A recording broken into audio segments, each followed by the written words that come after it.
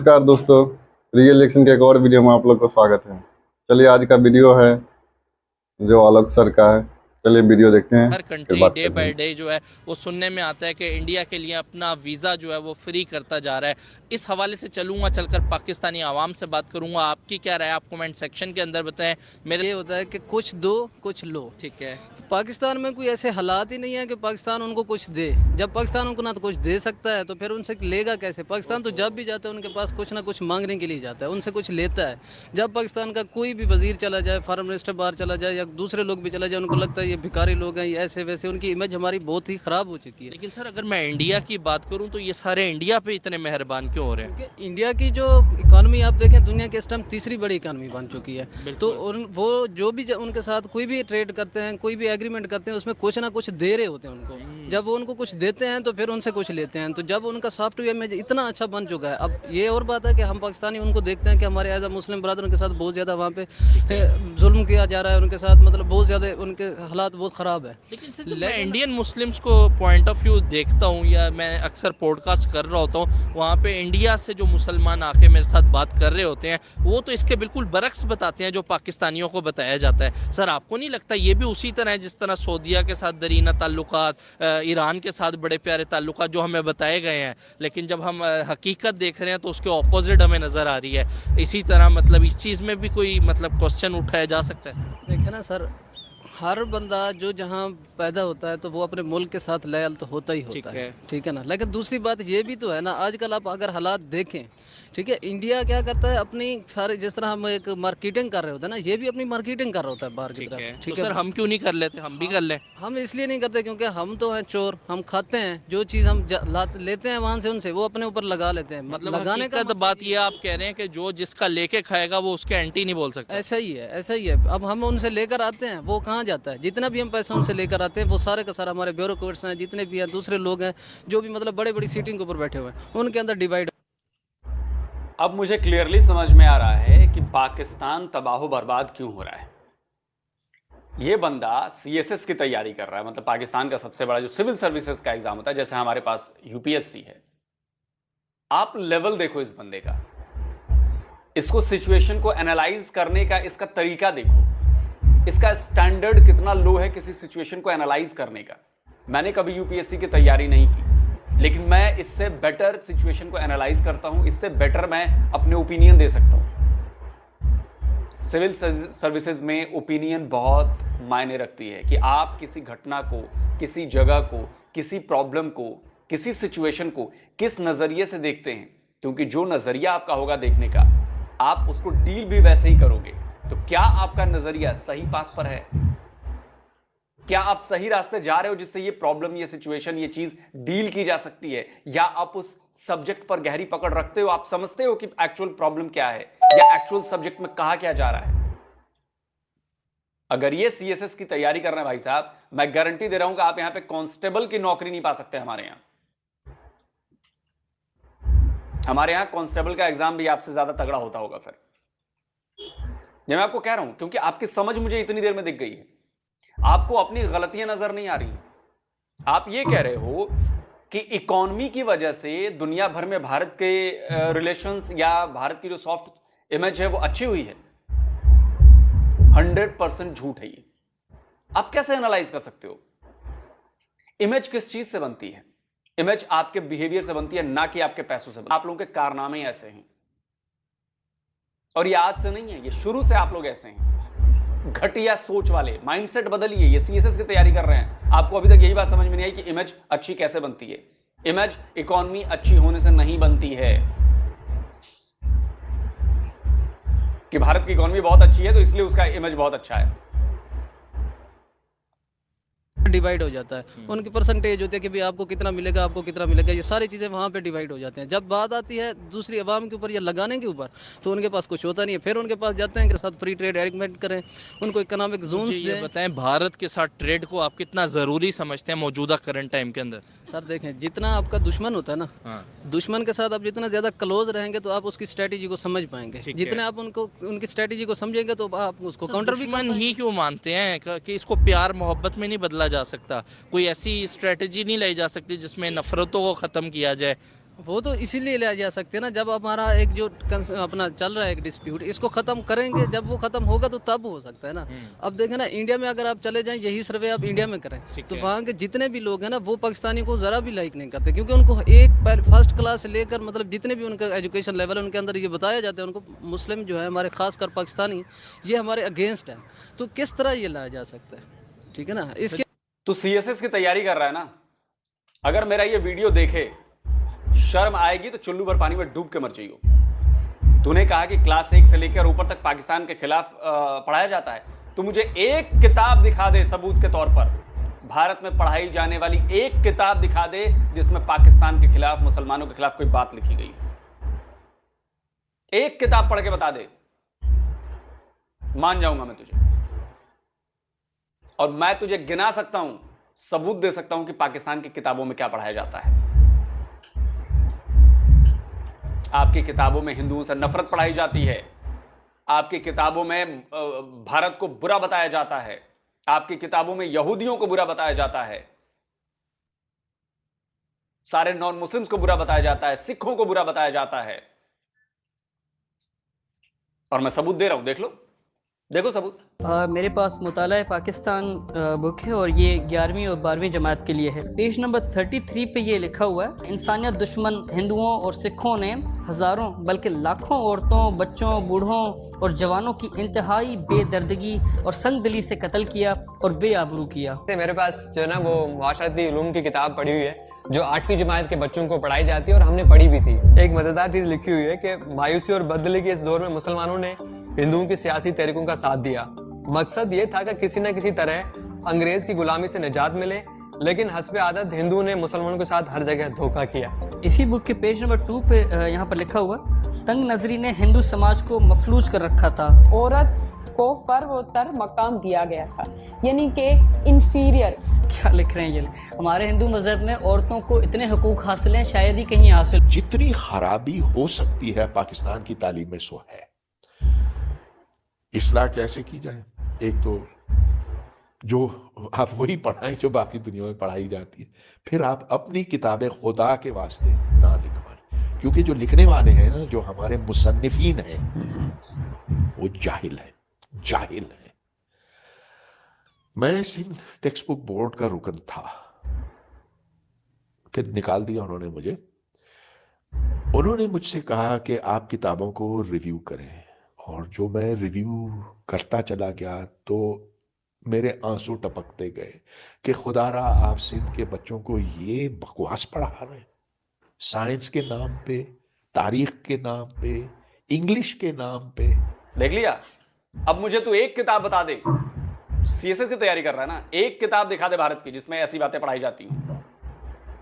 तू मुझे एक बंदे की बात सुनवा दे जो कह रहा हो कि भारत की किताबों में नफरत पढ़ाई जाती है पाकिस्तान के खिलाफ। एज अ पाकिस्तानी आपका पॉइंट ऑफ व्यू है? नहीं सर, कभी आपने वहाँ पे देखा है उधर के लोगों को? उनके लोगों को आप उनका सिलेबस उठा के देख लें। अच्छा, हाँ, क्या है सिलेबस में? सिलेबस में यही है कि पाकिस्तान जो है ना हमारे अगेंस्ट ये साजिशें करता रहता है, कॉन्स्पिरेसी करता है, ये करता है, वो करता है, मतलब उनके बच्चे को, छोटे छोटे बच्चों को भी यही चीज़ पढ़ाई जाती है।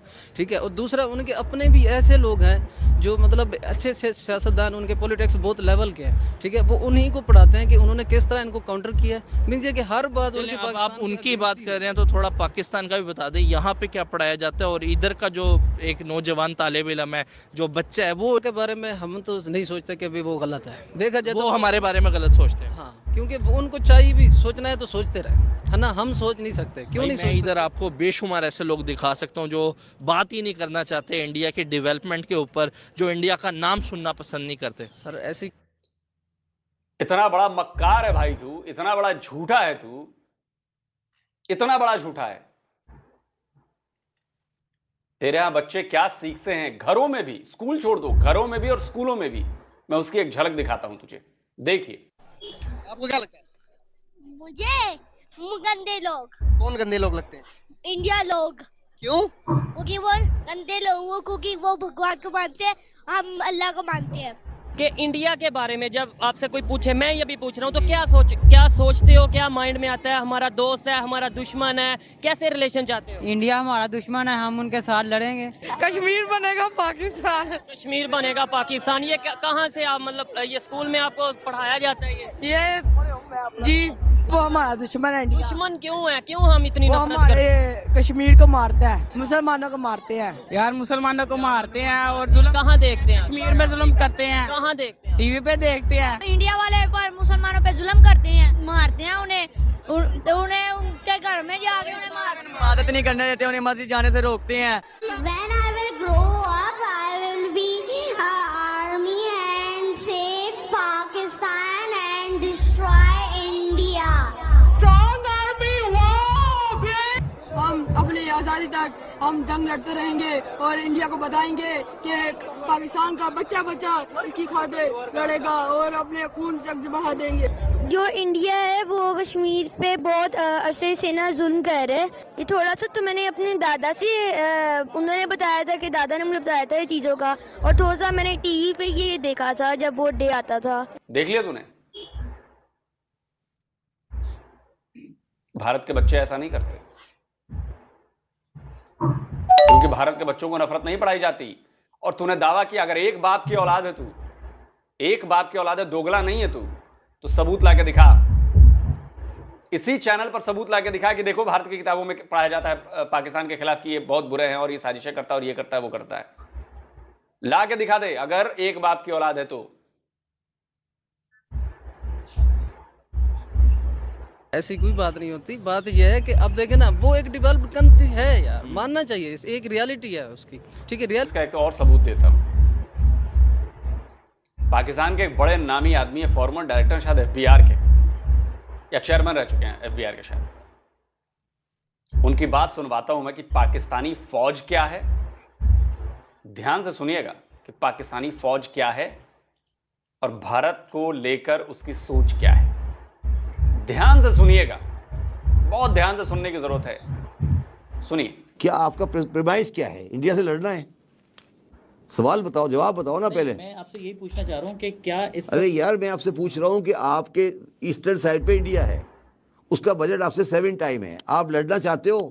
लड़ना तो कोई भी नहीं चाहता सर। तो फिर तो अगर नहीं लड़ना नहीं चाहते, चलो बराबरी करना चाहते हो? ख्वाहिश तो है। तो फिर बराबरी करने के पैसे हैं? नहीं है ना। तो ये जो मैंने शुरू में बात की थी, ये प्रिवाइज बात से निकाल दो कि आप इंडिया से लड़ सकते हो। ये मान लो कि नहीं लड़ सकते। आप जंग चाहते हो? इससे जंग कौन चाहेगा यार? मैं ये पूछ रहा हूँ ना, जंग क्यों होगी? किस बात के ऊपर जंग होगी? क्या वजह है इंडिया से जंग करने की? सर कश्मीर एक मामला है जो कश्मीर आपके हाथ से जा चुका है, भूल जाए कश्मीर को। तुम किस दुनिया में बैठे हो? टाटा कंपनी का प्रॉफिट पाकिस्तान के जीडीपी से बराबर हो गया है। एक कंपनी का, इंडियन कंपनी का, एक टाटा कंपनी का प्रॉफिट पाकिस्तान के जीडीपी के बराबर है। आप कश्मीर आजाद कराने चल पड़े हो। खाने को रोटी नहीं है, कश्मीर आजाद कराएंगे? क्या बातें करो यार। सुन लिया भाई साहब, यह है पाकिस्तानी फौज की औकात, यह है पाकिस्तानी फौज की असलियत। और अगर आपको ये बातें झूठ लग रही हैं तो कोई एक बंदा जाकर उठकर पूछे अपने आर्मी चीफ से कि 76 ईयर से तुम कह रहे हो कि हम कश्मीर छीन लेंगे, हम कश्मीर ले लेंगे, कश्मीर को पाकिस्तान बनाएंगे, क्या आधा इंच कश्मीर ले पाए हो? उसके चक्कर में 71 में अपना आधा मुल्क गंवा चुके हो, सियाचिन गंवा चुके हो, और क्या क्या गंवाओगे? इकोनॉमी गंवा चुके हो, और क्या गंवाना है हिम्मत? जाके पूछो कि कश्मीर अब तक क्यों नहीं आया 76 ईयर्स में, पता चल जाएगा तुम्हें।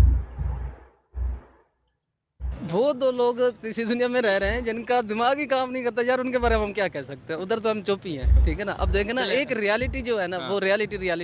वो भी न्यूक्लियर पावर है, हम भी न्यूक्लियर पावर है। ओके, तो दोनों टक्कर के हैं और पाकिस्तान ने टक्कर के हैं दोनों। हाँ, टक्कर के हैं। सर क्या वजह है? अगर टक्कर के हैं तो पूरी दुनिया इस टाइम जो है वो अपना झुकाव भारत की तरफ कर रही है, और पिछले 10 साल की अगर मैं बात करूं तो किसी कंट्री के प्रेसिडेंट, प्राइम मिनिस्टर ने जो है वो पाकिस्तान का दौरा तक भी नहीं किया। वो इसीलिए नहीं करते क्योंकि हमारा पॉलिटिक्स जितने भी बैठे हुए हैं, हमारे इधर ये इन्वॉल्व होते हैं, ये जाते हैं बाहर से साहब कुछ उनके पास से बात करके आ जाते हैं। अब ये रिकॉर्ड हो रही है, अब मैं उठाया भी जा सकता हूँ। लेकिन ये बताएं टक्कर के किस तरह है? टक्कर के यही हैं कि अगर बाहर के अगेंस्ट आप सर हम $1 अरब के लिए IMF के पीछे जाते हैं और भारत श्रीलंका को डिफॉल्ट होने के लिए बचाता है तो कई अरब डॉलर जो है वो श्रीलंका को दे बात देता है। ये नहीं है, बात टक्कर की इसलिए आती है जब हमारी अपनी सोवरेनिटी के ऊपर बात आती है। आप मुशर्रफ का दौर देख लें, ओके। कितने दिन के लिए वहाँ पे वार लगी रही, मतलब उनकी 7 लाख फौजें हमारे इधर पाकिस्तान की, मतलब टोटल कुल मिला के ना टोटल आर्मी के नौजवान वहाँ पे एक दूसरे के आमने सामने खड़े रहे। और पूरी दुनिया को पता है एटमी पावर जो भी है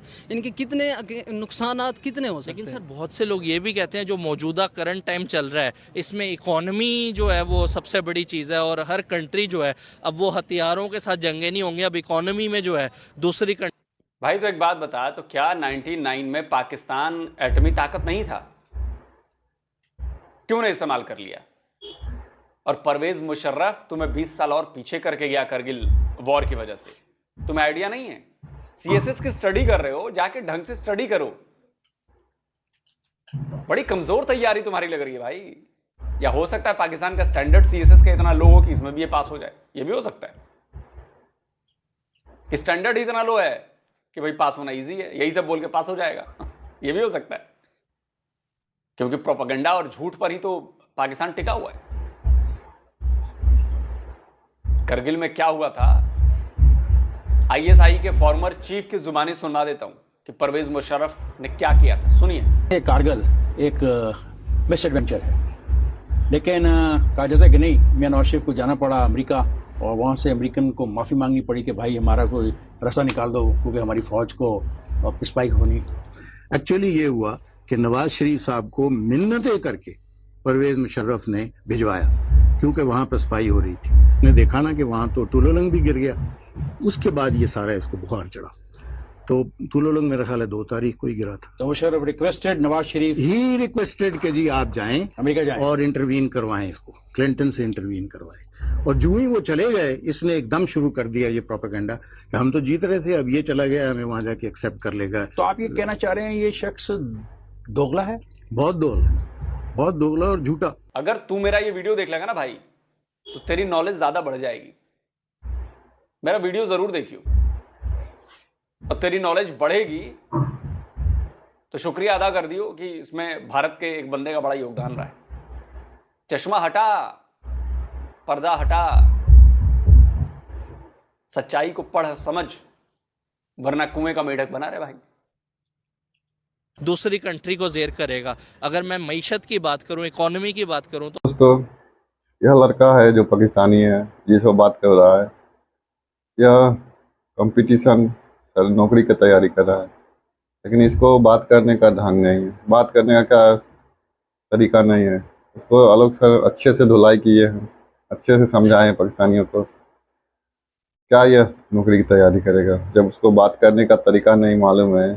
क्या सर नौकरी तैयारी? इससे अच्छा हमारे भारत में हम लोग इससे टॉप एग्ज़ाम निकालते हैं।